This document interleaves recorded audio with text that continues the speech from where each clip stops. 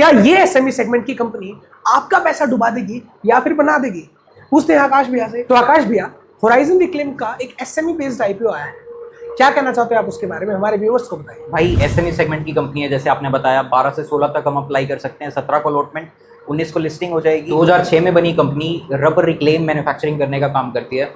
अगर मैं आम भाषा में बात करूँ तो जो हमारे टायर्स होते हैं और इसके अलावा और जितने भी रबर के मटेरियल होते हैं उन सब की रिसाइकलिंग का काम करती है और वहाँ से रबर रिक्लेम करने का काम करती है।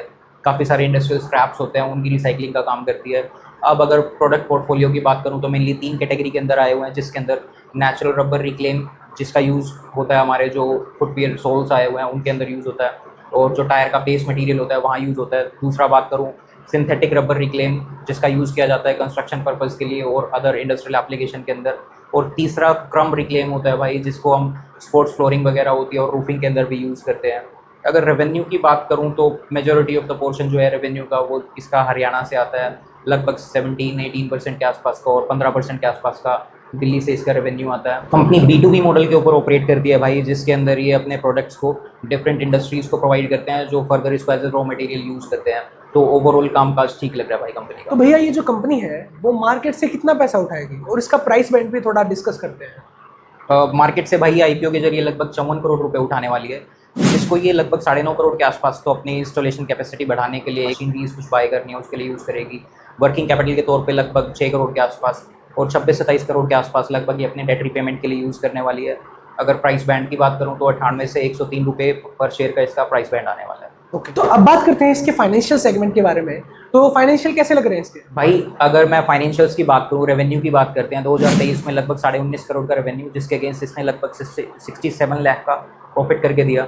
2024 में भाई ऑलमोस्ट फ्लैट लगभग 20-20.5 करोड़ के आसपास का रेवेन्यू, जिसके अगेंस्ट फिर से इसने ऑलमोस्ट 71 लाख के आसपास का प्रॉफिट किया।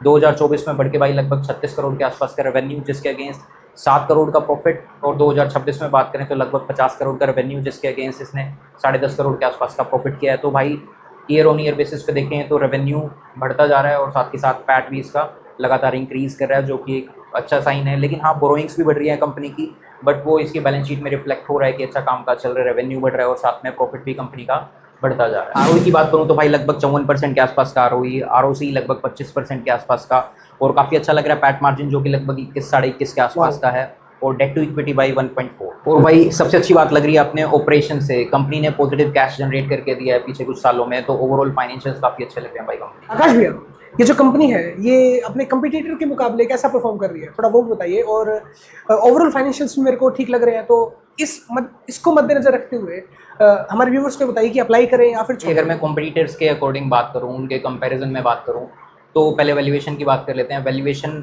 रीजनेबल वैल्यूएशन है, ऐसा भी नहीं कि काफ़ी चीप वैल्यूएशन पे आ रहा है ये आईपीओ है, और ऐसा भी नहीं है काफ़ी एक्सपेंसिव पे गया हुआ है। तो वैल्यूएशन तो रीजनेबल लग रहे हैं। और अगर मैं रेवेन्यू वाइज कंपेयर करूँ तो बाकियों से काफ़ी छोटी कंपनी है, लेकिन इसको अगर पॉजिटिव वे में देखा जाए तो भाई इसके पास मल्टीपल फोल्ड रिटर्न देने के अभी चांसेस हैं इसके पास, तो ग्रो कर सकती है कंपनी रैपिड रेट पे।